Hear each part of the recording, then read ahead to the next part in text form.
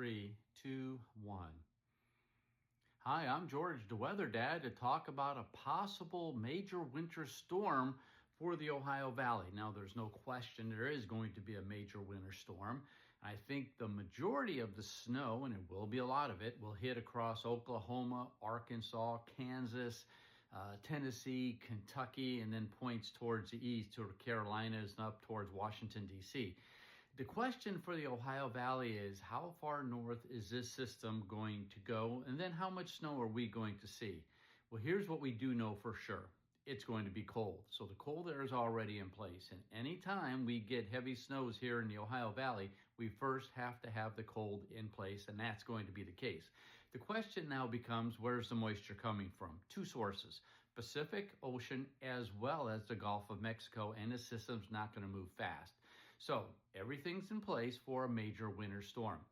What's going to happen for the Ohio Valley? It really all depends on how far north the system develops. Now, right now, it looks like the heaviest snow could be up to a foot of snow across Oklahoma, Tennessee, Kentucky, and then points towards the east. But if it shifts 100 miles or 200 miles to the north, well, that heavy snow will be right in the Ohio Valley.